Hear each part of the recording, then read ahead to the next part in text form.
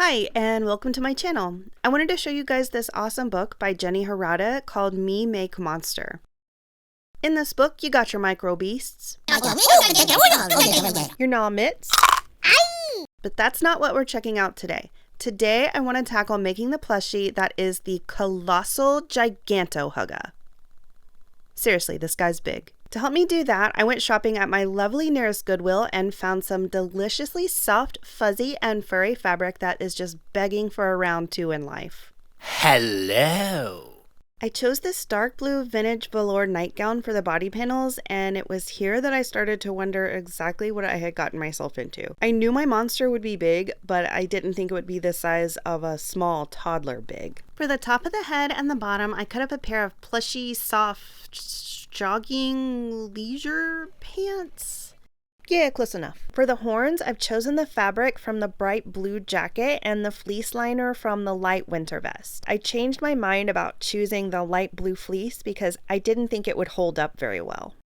First, we'll sew the teeth. The instructions say to take a strip of fabric and pin it right sides together. After tracing the outline of the teeth, sew them together around the curves, then cut them out, careful not to cut your stitching. Turn them right side out and boom, you got you some teeth. Yes, my monster's teeth are hairy, but I wanted yellow teeth and I limited myself to what I had on hand. The mouth size can be arbitrary, so I just stayed close to the size the author had and chose a piece of blue fabric for the tongue. Eyes are simple, just cut circles and layer them together. Pin them one on top of the other and secure together with a zigzag stitch. Next, it's time to cut the holes in the fabric for the horns and limbs. I followed the diagram for where to place the holes, pinned the circle for my pattern, and traced it with my red sewing pencil. I had to really take my time on this part because I didn't have any other fabric big enough to accommodate redoing the large panels if I screwed them up. I just made sure to follow the diagram though, and it worked out. Certain panels have half circles cut out of the sides. To make sure they would line up correctly, I folded my pattern circle in half, pinned it to the fabric, and traced around half the diameter. By the way, be careful to not accidentally sew the holes together when you're connecting the panels because seam ripping them apart is a total annoyance. After I cut everything out, I laid it out according to the diagram to make sure everything would line up correctly. I did have some light trimming here and there, but nothing too major. Before sewing the panels together, I figured out where I wanted to put the teeth, mouth, and eyes, and sewed them down using a zigzag stitch.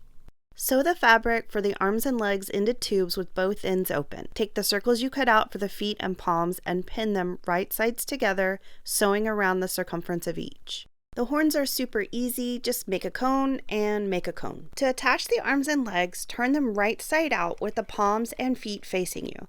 Place the end of each limb inside the corresponding hole of each panel and pin right sides together, again sewing around the circumference. Ta-da!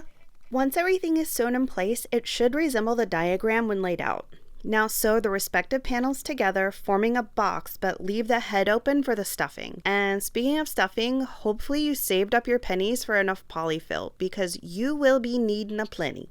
I started filling up the legs and arms first to make sure they had enough filling and weren't going to be too floppy. I used a ladder stitch to finish connecting the head to the body, and voila!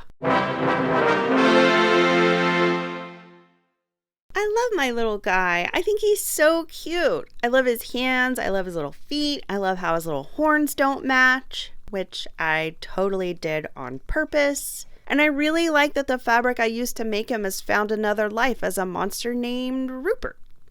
That's what I've decided to name him, Rupert Hugga Mugga Jenkins.